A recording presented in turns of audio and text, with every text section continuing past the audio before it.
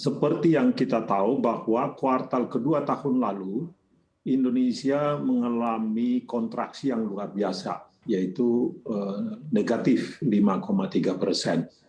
Jadi kuartal kedua tahun ini, pertama kita lihat dari sisi basisnya dibandingkan dengan kuartal kedua tahun lalu, tentu menjadi jauh lebih baik di kuartal kedua tahun ini. Di samping basisnya yang sangat rendah di tahun lalu, ingat bahwa kuartal kedua tahun lalu kita diterpa oleh badai yang tiba-tiba yang kita sebutkan dengan penularan dari COVID-19 ini. Nah, pada kuartal kedua tahun ini yang kita lihat mulai dari kuartal pertama, kuartal kedua, seluruh data-data indikator ekonomi menunjukkan perbaikan. Dan itu juga terlihat dari juga mobilitas orang, mobilitas manusia, mobilitas barang juga terjadi kenaikan. Jadi kalau kita lihat Google Map kita juga seperti itu. Kemudian indikator-indikator seperti Purchasing Manager Index, kemudian penjualan kendaraan bermotor, pertumbuhan penjualan retail, kemudian konsumsi listrik, konsumsi semen, kemudian indeks keyakinan konsumen, bisnis sentimen, semua terjadi perbaikan sampai dengan kalau kita lihat awal Juni tahun ini. Memang kita harus akui yang mungkin kita harus antisipasi adalah dengan pemberlakuan PPKM darurat yang sekarang ini, terutama yang kita mulai di Jawa Bali ini, maka yang akan terdampak besar menurut kami adalah di kuartal ketiga. Kalau kuartal kedua tahun ini, kita melihat memang pertumbuhannya dari data-data indikator dini yang kami sebutkan tadi, itu masih sangat baik. Jadi kemungkinan besar di sekitar 7%-an kita bisa mendapatkan angka itu di kuartal kedua tahun ini.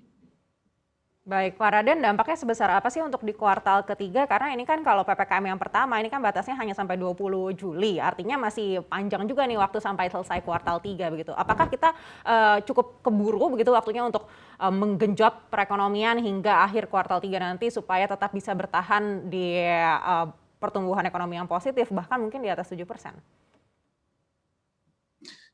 Tadi yang kami sebutkan kan kita bicara dengan kuartal kedua.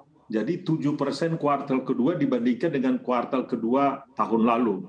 Kalau kuartal ketiga, seperti yang kami sebutkan tadi, kemungkinan besar kita akan mengalami penurunan. Mungkin belum negatif, tapi akan di low. Artinya bukan 3-4%, bisa saja ke 2-3%. Semua ini di kuartal ketiga ini nanti akan tergantung kepada bagaimana kita menangani COVID-19 ini, COVID-19 ini, baik itu dalam hal kedisiplinan masyarakat maupun dari sisi vaksinasi. Jadi inilah yang menjadi kunci. Seberapa lama kita bisa menangani terutama varian Delta ini. Seperti yang kita tahu, varian Delta ini sekarang cukup dominan. Dan ini bukan hanya Indonesia yang terkena dampak dari varian Delta ini.